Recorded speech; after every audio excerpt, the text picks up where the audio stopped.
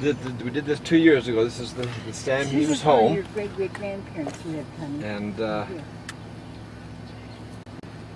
tradition has it, Mom tells me that last time we were here, that Adonash's bedroom was through that door and then towards the left. That's where Adonash's bedroom was, because Sam slept outside. So she had her bedroom right next to where Sam slept outside in the back. But and what I have heard is that first bedroom there on the which bedroom would have been, that one or this one up here? Would have been this one up here. Now Isn't that's that where the house Adonasha we was. toured last time? And then this bedroom right up here is where all the honeymooners came. Because that's an addition to the Stay. house. That section This on the is? far right side Okay. is an On addition. the far right. So this Yeah. right here would have been. Okay. So this is the Sam Hughes home. So if you all turn the air conditioner up, I'm just going to step out and take a quick picture here. This seatbelt thing's not going to work. To a bedroom closer to where we went into the dining room. I mean, it wasn't the first room. That would have been right across from where the harp was and where the parlor was. We were in the parlor. And we didn't go right straight across. We went down a few rooms So it might have been down that way or over this way. on the left. Well, tell Cliff Check that. already put this on the DVD, so we know all about this already. But it just You'll looks put it on the beautiful DVDs. today, doesn't it? It's Take a picture of this corner. Remember Hiram Stevens was kind of the bad guy, and that's where he and Petra lived right there. Okay. but this is the Corbett home here, and that's And this is the Corbett home. This white wall right here, this was the northwest corner of the Presidio wall before when they still had the Presidio wall. So this was the Presidio wall. And you see where all those cars are going in up there to the little gray Volkswagen? yeah. That was the entrance to the Presidio. So if I show you a picture, you can know exactly where we are. It sits exactly, see the picture? Okay, there's the entrance right there, and we are right here at this corner. So this picture sits like this. So we're right here. We are right here at the Presidio wall, and there is the entrance right there on Alameda Street. Okay, so we're going to stand, you see where those big palm trees are? We're going to stand just to the left of that, because at the right of those palm trees is where the Juan Santa Cruz home was. Modesto Lario Santa Cruz home was, where everybody was born as soon as they were out of the Presidio. So this was all Presidio wall at one time. Okay, and this is the Corbett home that was built a little bit later.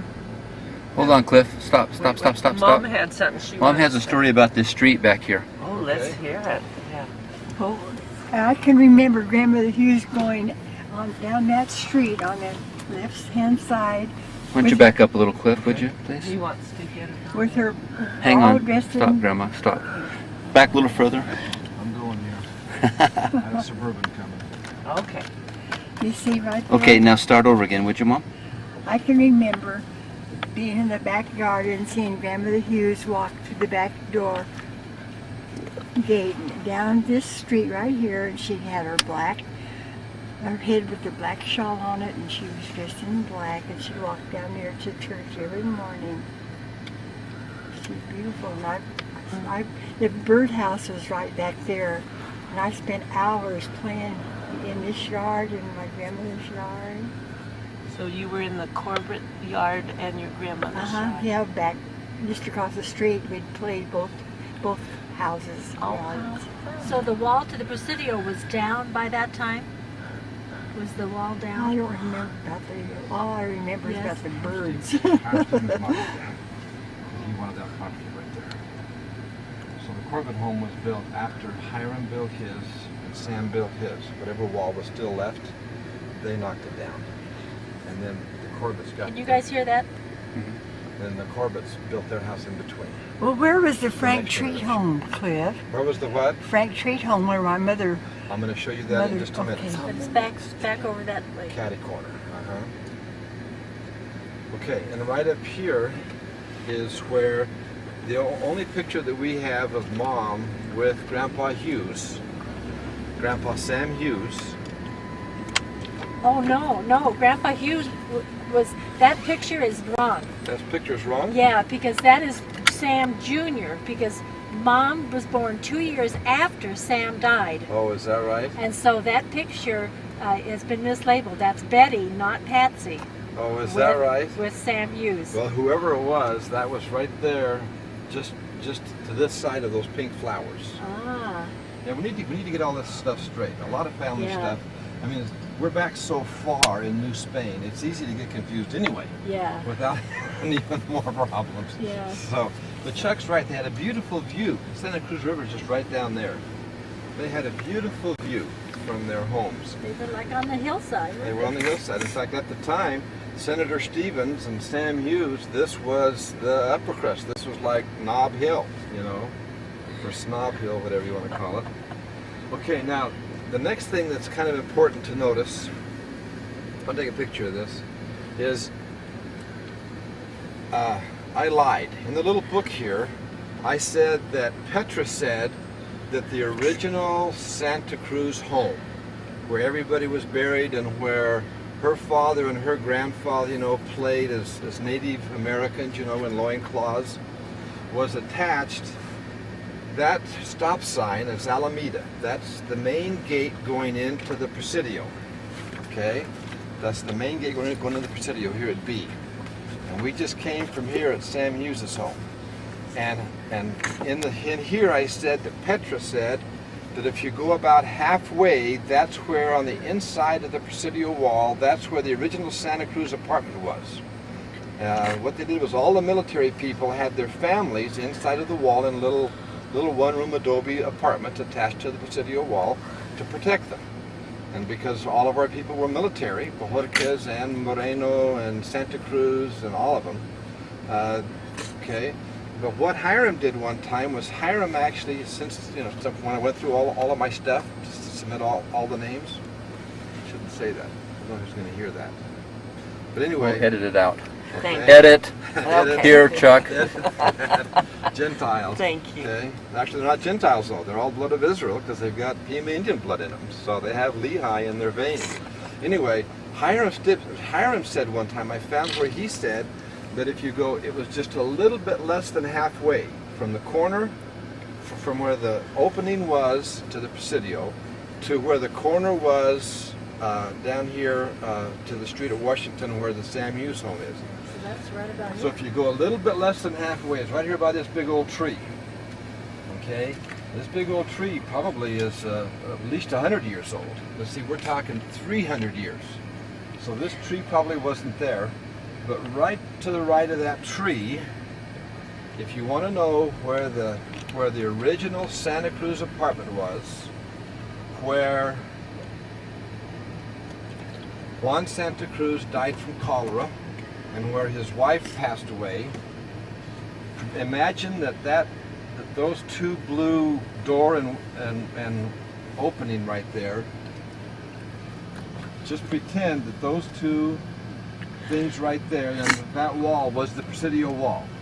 And it was probably about as high as where it says Tucson Museum of Art up there. It was probably about 2/3 as high as that. Okay? If that was the Presidio wall, on the other side, right there, was the original Santa Cruz apartment where everybody was born and died. Guadalupe was probably born there. Adonasha said that her father, Juan Maria, and her grandfather, Juan, were born and raised right on the other side of that wall right there. That is the original from about 1785 for probably 3 or 4 generations. That's where our Santa Cruzes were born and raised. Right there. Okay? Now, see the other apartment. I'll have to flip a UE. Let me show you on the map here. The other apartment that Anasha said, because they were all military, you know, they kind of got bounced around sometimes. Well, the other apartment is back here on the Corbett property. If you go down, Hold it up a little more, Cliff, would you? if you go down a little bit further than we did from here, from the corner, go down a little bit further than that, that's where another apartment was that the Santa Cruzes lived in. Okay? So I'm going to go up here and flip a Yui, and we're going to go down and see that. We're in a nice air-conditioned car. We're just going to kind of spoil ourselves. Ormsby Hotel.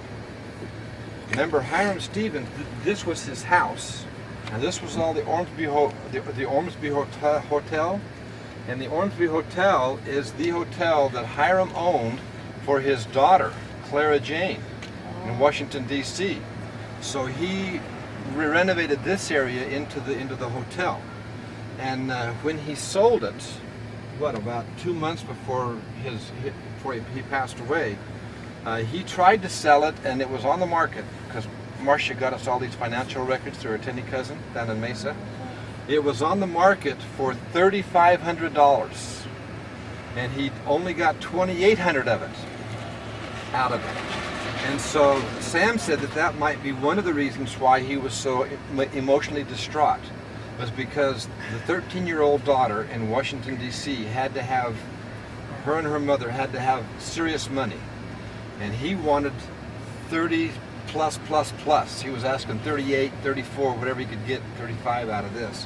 When he only got 2,800 out of it, Sam said to a newspaper reporter, and I've got the report at home, that was one of the things that probably contributed to him thinking that he was totally bankrupt, because he had to have money to send to his mistress and daughter, and he didn't have enough to send them. He sent them $400 and put the rest in the bank.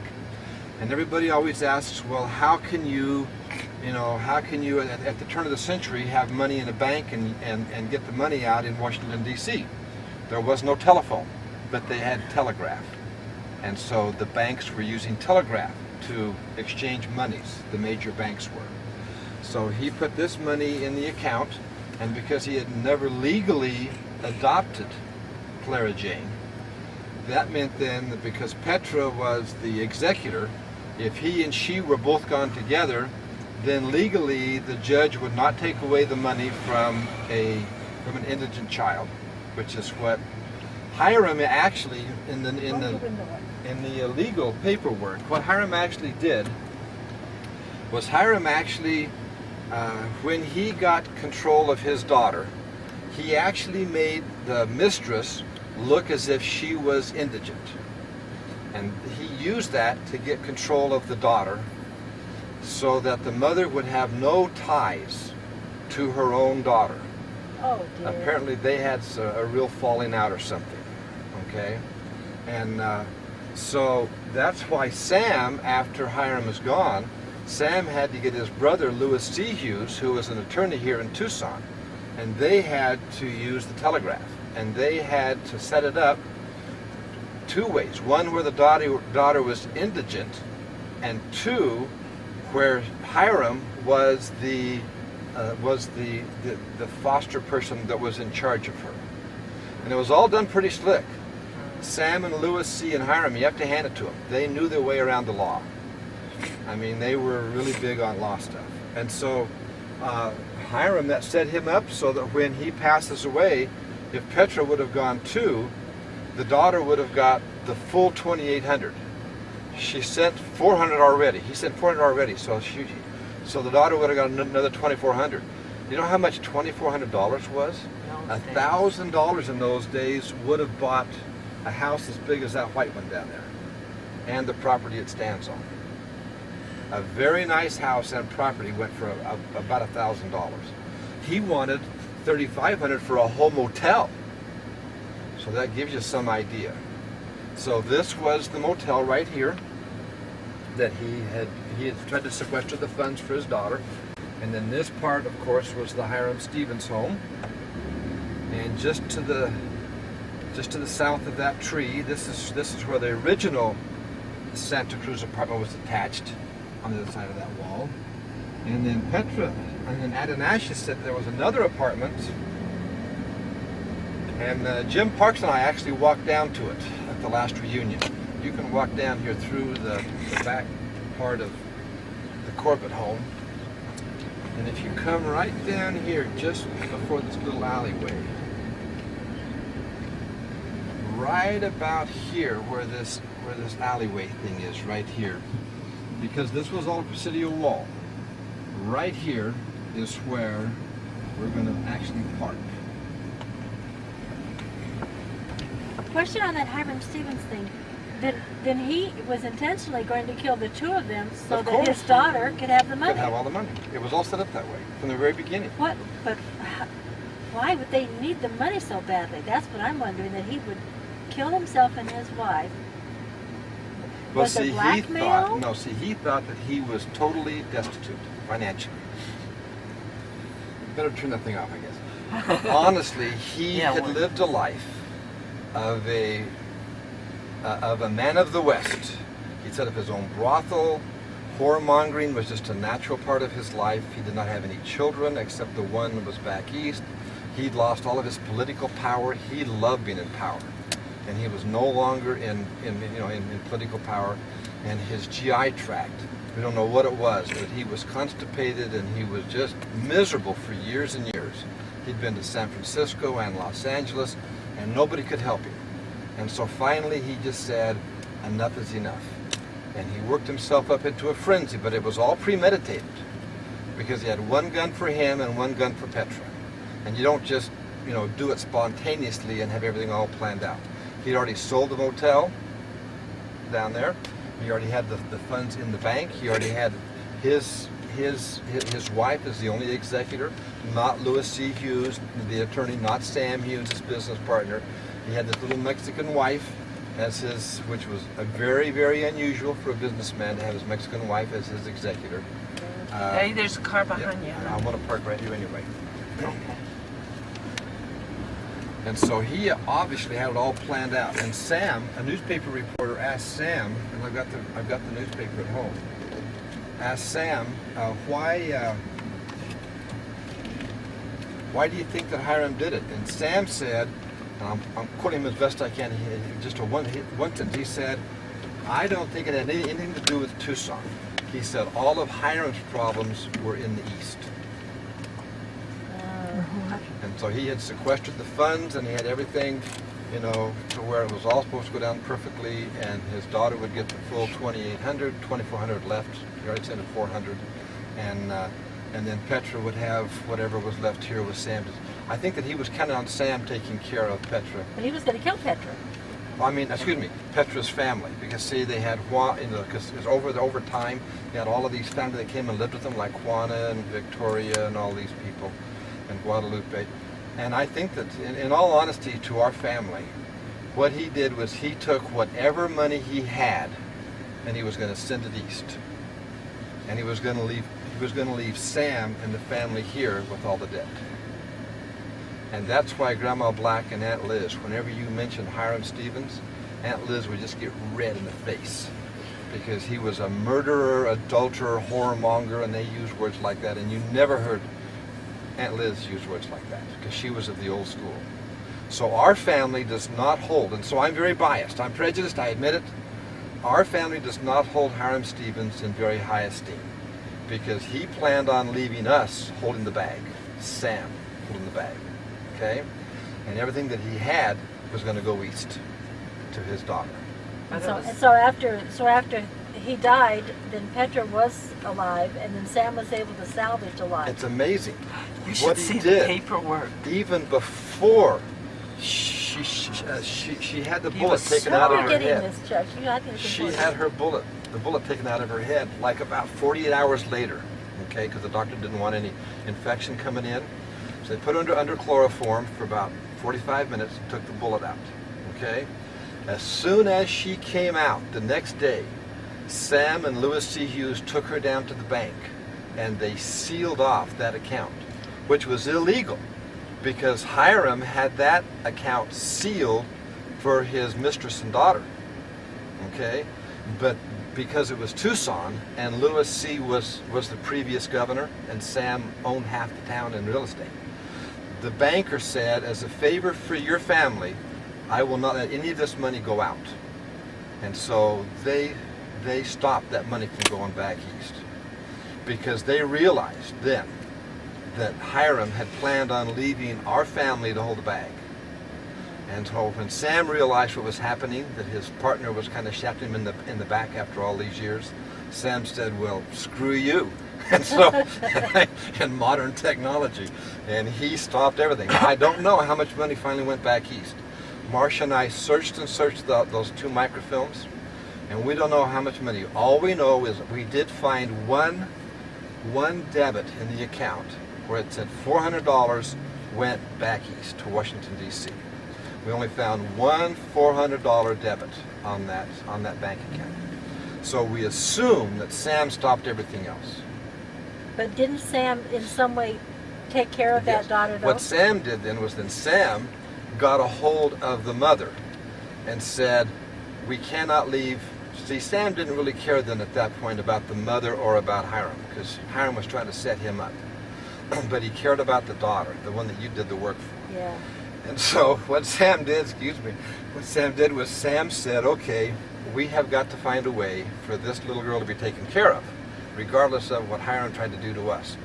And so what I have heard, and I didn't find any records on this, but what I had heard was that when he went back, as soon as he went back and got this young girl pregnant, okay, what he did was while he was back there, he had some finances and he actually bought her a house on property. So the major property that he owned in Washington, D.C., he had bought and put in her name. Clara Jane Stevens. Clara Knight. Clara Knight, because Clara Jane Knight is the daughter, right? Yeah. Okay. Clara L. Knight, it's called, is the mother. Okay, so anyway, so Clara, the mother, okay, so she had her own house, she had her own property, and so all those years, all that Hiram had to do was just pay for them. But apparently, because he was Mr. Congressman back there when he got her pregnant, she wanted to live in that same lifestyle. And so after 13 years, the daughter now is 13 years old, and Hiram sees all these cattle he bought from France and England, you know, that they're all dying out there, and he hired a whole team of Mexicans. I've heard this for years. He hired a huge team of Mexicans, and they went digging for more water, and they could not find any water anywhere. And then Hiram's GI tract, and Hiram thought to himself, if I can just get $2,800 back to her, Sam can take care of the rest. And so, for that reason then, Sam, according to Aunt Liz, Sam said, you have a house, and you have property, and I have all of his bills. That's all you get. And Sam, according to what Aunt Liz said, and I have no newspapers on this, it's just family, is that Sam telegraphed the mother back and forth. And Lewis C. Hughes, as the attorney, was involved. And Sam negated all of the negative stuff that Hiram had set up about the mother, so that now she was the property owner with the house, and therefore she could now have her daughter back. And so, and also her parents are both alive. So the parents are there, she has her house and property, and Sam said, I'm done. The daughter's taken care of. So he took care of that as best he could. But see, Sam knew that he was not bankrupt, but he knew that he had a lot of bills. But Sam knew that it was only going to get worse because all those cows were still dying. They weren't all dead yet. So it got a whole lot worse before it got better. And that's why in the little brochure here I say that the financial records are very clear. Sam Adonasha took a very serious financial hit over this whole Hiram Stevens thing. And yeah, Hiram, and that's why our family does not, like Aunt Liz said, the guy was a whoremonger. That was the word she used. And so, but we have people at the reunion on Chuck's DVD. There was a guy there named Hiram Stevens Corbett, and he was my age. And so I went back home, I looked on the pedigree charts, and sure enough, there's 2 or 3 of them. And so we have to be very careful. Our family is very negative, and the Corbetts are very positive about Hiram Stevens. But then the Corbetts and the Treats had problems too, because the Corbetts did some kind of shady things. You know, taking out Liz's money, their Aunt Sis's money that, you know, when she was a young girl, to put out toward their wedding, their daughter's wedding, and there's a number of things. I know. There's a whole bunch of stuff between the Corbetts, and Ruthie and I have always kind of walked a very tightrope, because we realize that that is all previous generations. That has nothing to do with me. I know that, for example, J. Knox Corbett himself was perhaps as horny as Hiram was. He was. He actually He was came on to abusive to Pedophile. a Mom. lot of teenage girls, family and non-family. He just, and so for that reason, Ruthie and I have always been very careful that we have maintained a good Corbett Treat relationship. Probably the worst, above all of the womanizing and all that, the worst thing, and even the Hiram Stevens thing, the worst thing was our treats. Our treats really took advantage of the Corbett's financially. I know, Mom, don't hit me, but in all reality, when Frank Treat came out here, he came out here because of Sam Hughes. Sam had family back in Kansas, and Frank came from Kansas, and they knew each other back in Kansas. We know that because in Mary Dorothea's journals from Kansas, you know, Levi Stewart Treat's wife, you know, the guy that you have the ring for, the Civil War guy. We know that Sam Hughes came and visited them on 2 or 3 occasions. We have it in her journal where Sam came to visit them as family. So they were very close. So when Frank finally came out here and married Maggie Hughes, Frank, bless his heart, I'm sure he was a good businessman, but he realized that Sam and Hiram had the money. And so he tagged along with them. But then Sam quit. The last 8 years of his life, he began to go live with family, and as long as he provided for Adonijah, right there in that house right there, he was happy. And so then Frank had to decide what he was going to do. So then when he moved to Benson to buy the water rights, you know, the water department thing, there must have been some huge financial breakup because Sam was surrounded. By this time, Hiram's debts were all paid off. And Sam was worth $150,000, okay, which was a lot of money in those days. And so there was a huge financial break between Frank Treat and the Corbetts that lived in that house right there. And I have always heard from Aunt Sis and Aunt Liz and Grandma that that was what separated the families. When Frank Treat moved to Benson, there was some financial stuff that went on that made family enemies. Not enemies, but very, very upset with each other. Well, in the sale of some ranch too, there was a problem over the sale of. Yeah, there was a whole lot of stuff. The Corbetts wanted as much as they could get, and Frank wanted as much as he could get, and there was only so much money in the pie, and we've all seen it over and over and over again when everybody wants more than their piece of the pie. Because you cannot define what is my piece of the pie when it's all family. It's all family stuff. Well, Frank must have had a lot of property because when he died, he had all this property that he had gave to his 7 children of his. Yeah. Yes, he had like 4 or 5 homes down there. And he gave in Benson, he gave all of his kids a home besides all the property that he owned. Yes, now Frank, once he left Sam, was actually a very bright businessman. He gave my mother the family home. Yes, he was a very bright businessman. But see, sometimes these bright businessmen, the way that they become so wealthy is they watch out for every penny. And I think that when that big division was made here in Tucson, from what I have heard, and I wasn't here, I don't know, but from what I have heard, that was the schism. It wasn't anything else. That was the final straw that broke the camel's back. Okay? So anyway, I don't know how we ever got started off on that. So, we need to be nice to Hiram Stevens because they have family here. And our family is known as not being Hiram Stevens lovers. Okay? We're not in love with Hiram Stevens. On the other hand, it is known that the Corbetts love Hiram Stevens. They're still naming children after him today. Yeah. So we have to be very careful. Okay? We don't want to use the word whoremonger in the same sense as Hiram Stevens. But you know, it sure backfired because when Grandpa,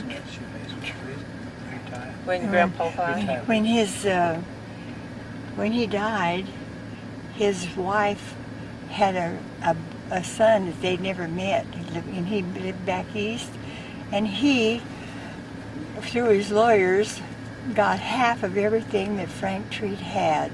And so 7 children had to divide half of all of the money and property that their father had worked a lifetime to give them.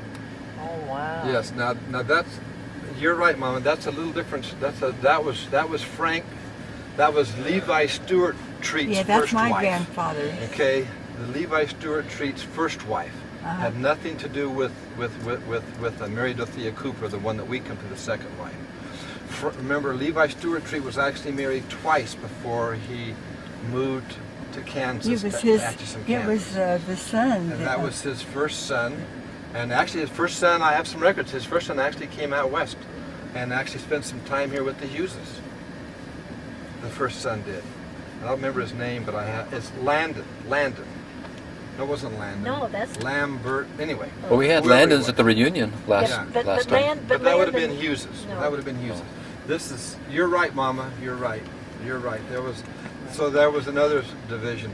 See, that's the nice thing about being a teacher is I don't have any money for anybody to fight over, you know. But these guys had money. I mean, if that house right there doesn't look like much now, but in its time, that house and the Corbett house and the Hiram Stevens house, this was Nob Hill, and they were overlooked. This was Rich Man's Place. Main Street was right there, where everybody came in and out of Tucson. This was considered one of the most expensive homes in all of Tucson at its time when someone had actually lived there. And so, anyway, and the owner, can't that relate to Cabot Sedgwick, he just died this last year, the owner of this property. And so I don't know, you know, what's going to happen to it now, who owns it or anything, because he was in his 90s 2 years ago, you know, when we first spoke to him. So I'm curious as to who owns it now. Yeah. And what'll happen to it. I wish I would love anything to be able to buy it. Yeah. I want to own it. That's something. Well, it's kind of old, Megs. I don't care. I want it. The electricity and the water might. Can you? I'm sure it's been redone many times Yeah, because there it was no has. electricity or water when Sam was in there. Now, isn't that plaque there's a plaque right over here in this little garden Yes, that has should we go look in the back? Is it open yet? It's 8:30. It's probably open. That's the plaque that we wanted to see for Ilario? Eladio Modesto Santa Cruz. So, you guys mind getting out just for a second and stretching your legs? That's fine. The Plaza of the Pioneers, I think, is right here. This is it, yes. Let's go look at while we're right here, and then we'll go over and see. Since we're in an air-conditioned car, it's kind of okay. Is that okay if we stop here and look at this plaque while we're right here? Just The Pioneers, and it was $1,000, and you had to prove by notary public that your Spanish had to be Spanish. Your Spanish ancestor was one that came to Tucson when it was New Spain, and helped establish what was later to become Tucson. So I worked with Ruthie, and we got Modesto Eladio's line all documented from her and us back to New Spain. And so Modesto Eladio Santa Cruz's name is on one of those plaques down there. Ruthie did that for us. So let's go down and take a look at Modesto Eladio.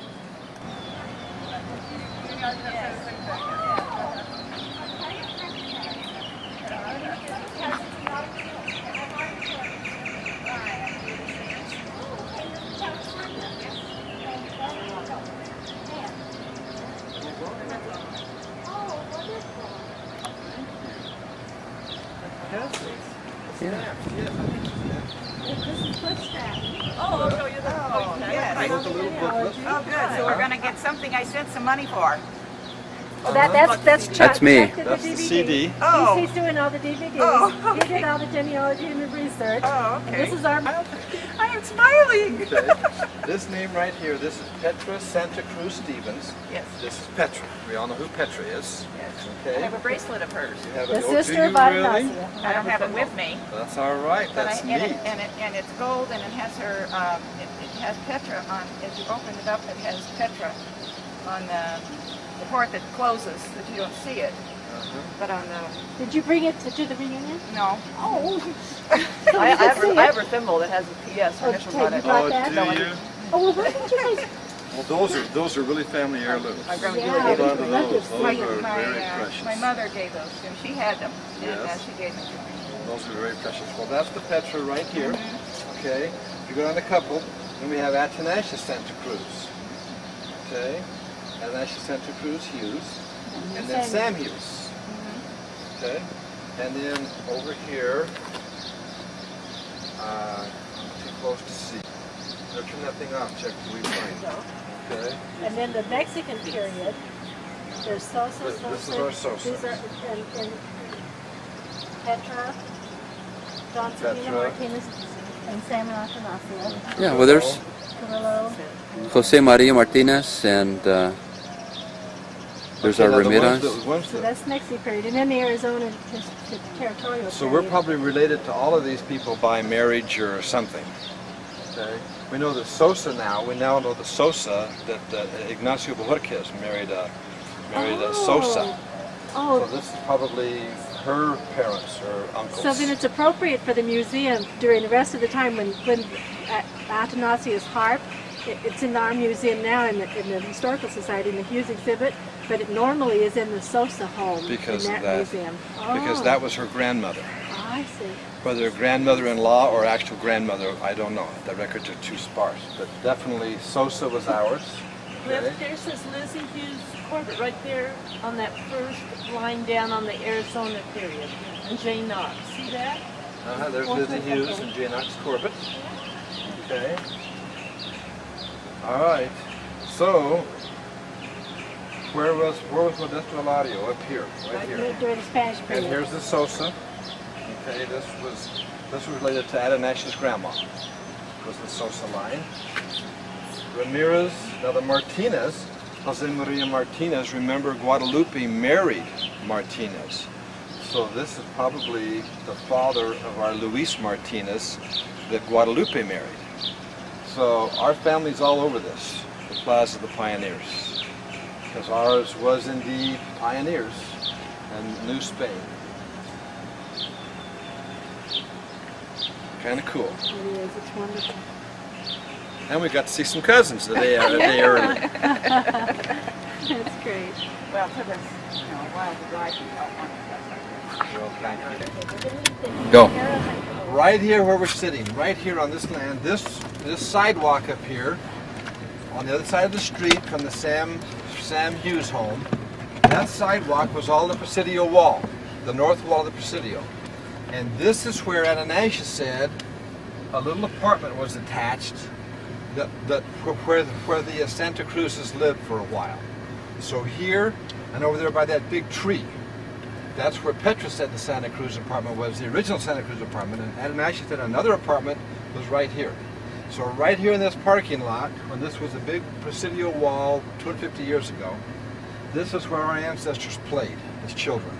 Juan Maria Santa Cruz, Ildefonso Borges, all those people. The Perillas, the Morenos, because they were all sequestered inside this wall and the kids were not allowed outside because the Apaches would steal the children and use them as slaves. So the children were pretty much sequestered inside.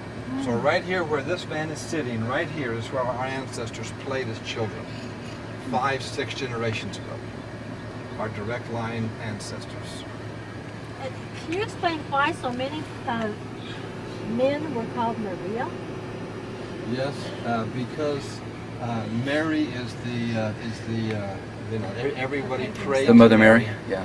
the Virgin Mary, and so they called many men Maria, and then they called many women Maria. It was just like a generic name. We have some today where you have boys and girls' names can both be the same. Like my daughter-in-law Jamie. Yeah, see, Jamie's a boy and a girl's name. Yeah, Only then it was huge because it was the Virgin Mary. yeah. It was really big. Okay, so this is one of the attachments right here to the wall, just You're right. going the wrong way again, on a one-way street. Just one way again. See I if better we go keep quick. doing Well, see, We when I won't was- tell when if you I don't lived tell. down here, our little old donkey and cart, we could go anywhere we wanted. Yeah. I feel that way sometimes because we came back here when we first got married in what, 68? We were down here in 68 when we lived down here. So that was one apartment, and right here to the right of this tree was the other apartment. Okay, now it's very important that we get organized here, guys. Okay, this was the opening. Alameda Street was the opening to the Presidio, and that parking lot right there that you're looking at, the wall came right along through where that lady's walking, right along through there. So would this be the center? So as far from here to the Corbett home Yes. is the same distance Over to out that Pennington. way to That's the, right, to okay. West Pennington. So we're going to stand up here on these steps, And we're going to look down just past this little building, this big building right here. We're going to look at the Santa Cruz home, original Santa Cruz home. And we're also going to go up to the Mormon Battalion monuments as I see a parking place. Here's a parking place. When you who worked in the temple will notice that a lot of Spanish names all have Maria on them. Some of them are male and some are female. Have you noticed that? Yes. There's been some Santa Cruz names too. We've been doing some family file names that are almost all have Maria. Well, that's how important the Catholic religion is to them. That's right. That they dedicate their sons to the Mother Mary. Juan Maria, it's Juan for the Mother Mary. That's what they're, in essence, what they're saying. Yes. In fact, didn't the Spaniards have the tradition that every fourth or fifth son was supposed to be a priest of some kind? I mean, Yeah. the first two or three could be whatever they wanted, but after so many, the next son had to be a priest. I mean, they actually dedicated their children to be priests. Oh, well, even in this country, up into the 1950s, Catholic families were still wanting to have one of their children be a priest or a nun. Yeah. So as this person pulls out, we're going to pull in. I'm sorry it's kind of hot out there, guys. We're okay. You can't apologize for the weather. This will be our last outdoor stop, okay? And I've got 6 quarters. I got 4. It won't take, we're not. What we want you to see here, guys, is they put this monument here because this is the actual place where the Mormon Battalion came in on December the 16th, 1846 and put the flag. So in this picture right here, it actually shows the Presidio and it shows the flag inside the Presidio. We are standing right here in the middle of the Presidio. This is where they raised the flag. The Mormon Battalion raised the American flag for the first time in Tucson. It was right here. I talked to the sister that's in charge of the Mormon Battalion area here, okay? And she said that this is the actual spot where they raised the flag, and that's why they put it here, and not over there, and not over there. This is the spot right here, okay? Now they put other people's names on here, you know, that donated to it, okay? But we can put our family names on there. This guy right here,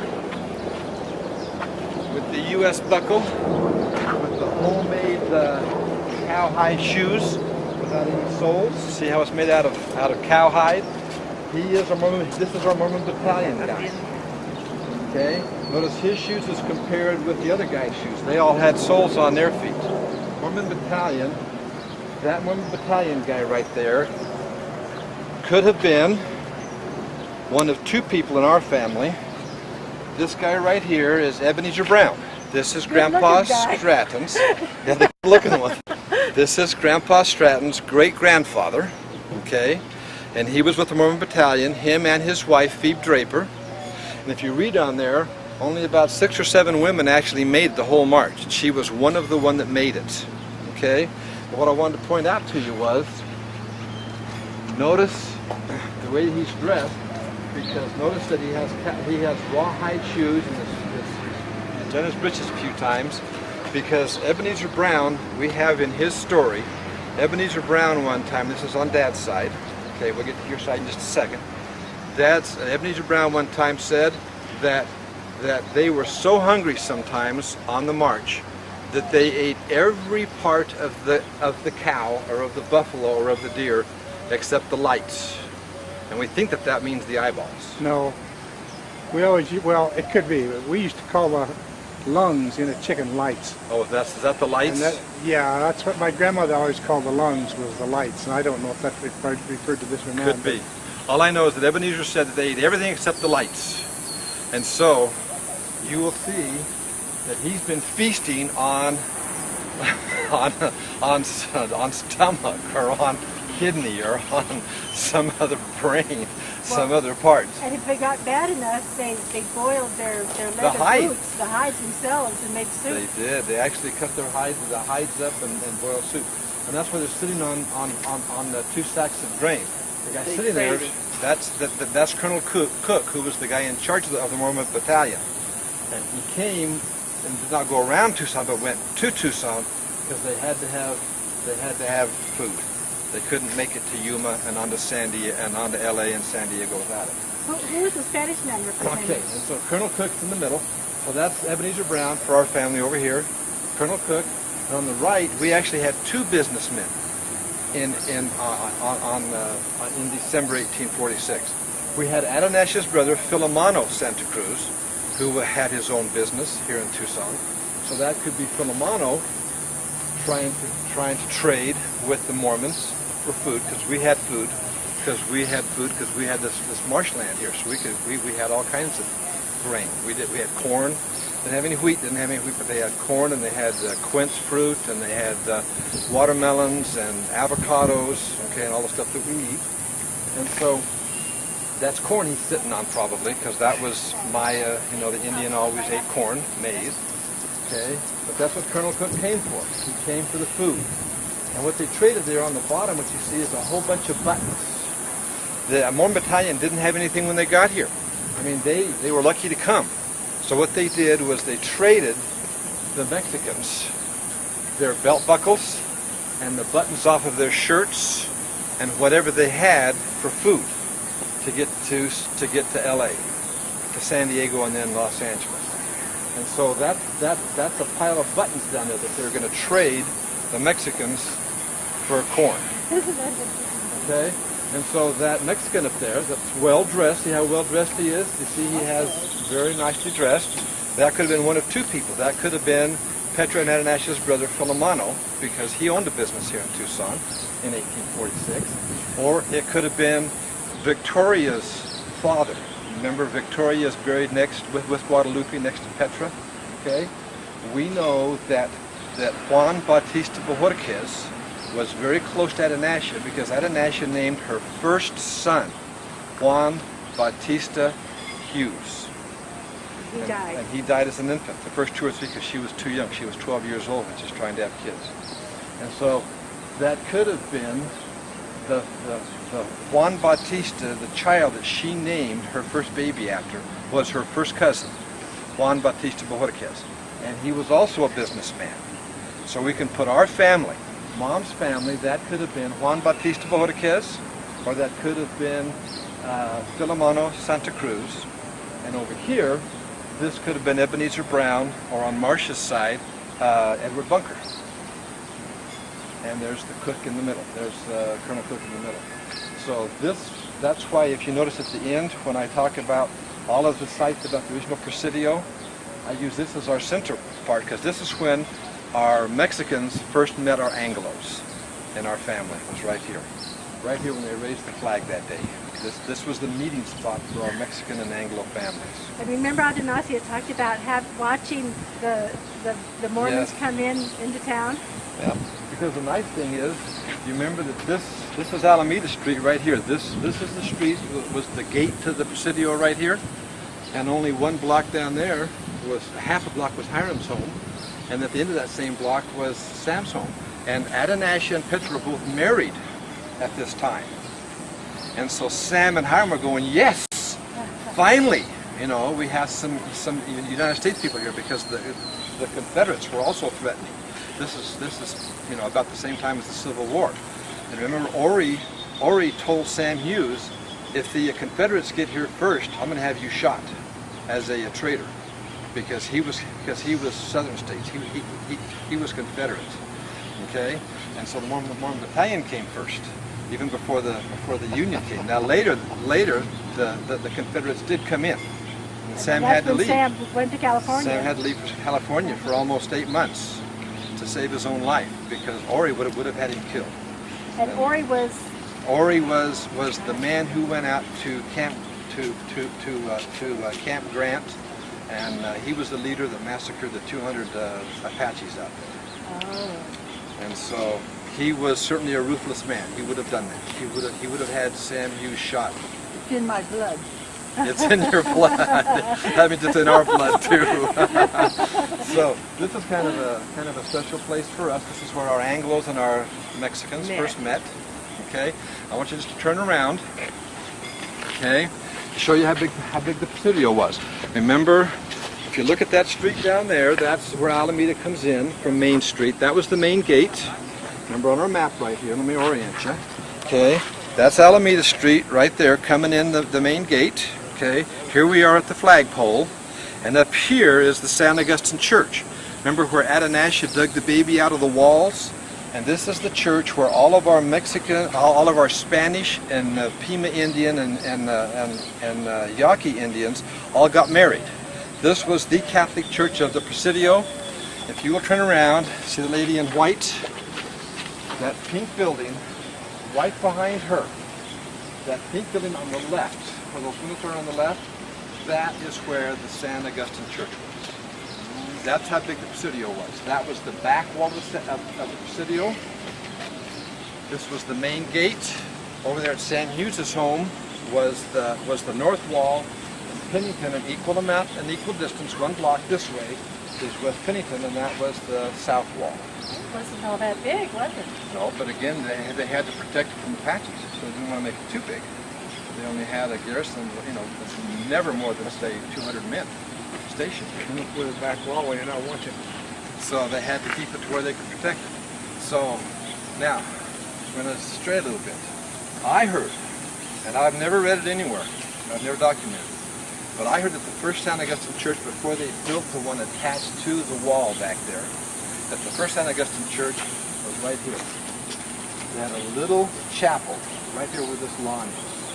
And that this is where Modesto Eladio Santa Cruz would have seen his children get married. That's what I heard. But I've never heard that other than in our family traditions. There is no documentation from anywhere. But that's what I heard. Didn't Tom Peterson say that at our last meeting? Oh, did he? Yeah. But I heard that long before him, too. But I heard that there was a little chapel, it wasn't even the church, a little chapel, that the visiting priest would come up, he had to have some place to do it, and that they had the chapel here. And the reason why, they actually buried people right here. But then they had to, with all the people dying, and they were all Catholics over over about 4 or 5 generations, they had to move the graveyard outside of the Presidio because the land in here was all protected. They had to have it for their horses and for their people. So what they did was they then built the San Augustine Church right back there where that pink building is, and that was the wall. That was the east wall, and so they buried everybody on the outside of the Presidio because Apaches can't kill dead people. And so that was Campo Santo. And that archway, where that lady's walking, that archway right there, all of that is all Campo Santo, where all of our ancestors were buried for 4 or 5 generations. We need to go up there because it's beautiful. What we'll do is we'll actually drive up there in just a minute. Okay? Now, I need to explain to you, because when they, in about the 40s, they wanted to, 1940s, they wanted to start putting some electricity and sewers and water underneath Alameda and underneath Church Street back there. That's Church Street back there. When they dug up this street, you see right here, and right through that archway, when they dug up that street, they found many, many skeletons. And those skeletons were probably our family, because what the Anglos did, when the Anglos first moved in, okay,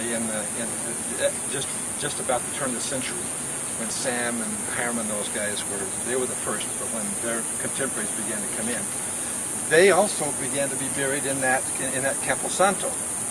And the Anglos said, no, we need to have our own graveyard. So after they had buried a few hundred Anglos in Campo Santo, then they said, in the records, I have the records, they went and dug up all of the bodies of the Anglos, and to quote the record, as many other bodies as we could find, end of quote. So we don't know, there was probably at least 1,000, maybe closer to a couple of thousand of our ancestors and their friends buried back there. But they didn't have any, they just put little crosses on, little wooden crosses on, made out of... You're gone by that time. Yeah, it would be long gone, because it would have been a couple hundred years. They started burying back there in about 1785, and the other cemetery wasn't opened until about 85 after that. So it was late in the 1800s before the other cemetery, which is just a vacant lot now, was built. So we kind of think, so when I say in here that our ancestors are probably buried at Campo Santo, there's about an 80% chance that Adonish's grandparents and great-grandparents are either buried, most of them are buried right there, and there's about 3 pair that are buried at Tubac. And I could show you that place at Tubac if you want to go to Tubac on Saturday. I will show you just a big field out behind a little frame church where our ancestors were buried there. So, right through there is Campo Santo. That was the San Agustin Church. This is the flag. That's the main entranceway right over there into the Presidio. So we have seen all except one thing. We've seen everything. There's the entranceway right over there. Here's the flag where we stand. And there's the church right back there. And so all we have left to do is to see the home that Modesto Eladio Santa Cruz built. Remember in the Spanish census, they named him as the, quote, leading Spanish settler of Tucson in 1790 census. So he had a huge, big, fancy home, which was probably not very huge or very big, but for the time it was considered very big, and he was very brazen to have it outside of the Presidio walls. Okay, so we know, for example, that it was built so that he had places where he could shoot through the walls, okay, and where they could board it up on the inside where they could be safe, and sometimes even kept a horse inside of their home with them so that if they had to get out to come to the fort, they could open the door and somebody could ride into the fort and get help. They didn't have to ride very far. Okay, let's walk over and see. Any questions about this? Any questions about anything with the Presidio right here? We've seen it all. My question is, I'm still trying to get over there to that church, see if there's anything to the left. Okay, we're going to go just right over. Okay? We can't. You have to walk this way. Can we walk this way first just for a minute? We're going to show you the Modesto Eladio Santa Cruz home. So here is Juan Bautista. If they wouldn't mind doing, since they were coming in, would you please, do some initiatories today instead of, And so they said, okay, fine. And so I handed them these names, and I was giving them just a little bit of explanation of who they were. And Cliff Stratton's name, of course, was on the file. And this one missionary, this young missionary, because when I already asked him, where are you from? And he said, he was from Sparks, Nevada. And I said, oh, then you probably knew my brother. And then about that time, he looked at the card and he said, and I said, my brother is the one who did these. And he looked at the card and he saw Cliff Stratton. And I said, yeah, that's my brother. And he said, Cliff Stratton? He's the man! And right in the temple, he's shouting this out. And come to find out that a number of his brothers and sisters were his seminary students. And he had such a good reputation as a wonderful teacher that this kid hadn't even had him as a student, as a teacher, but he still thought of him as the man!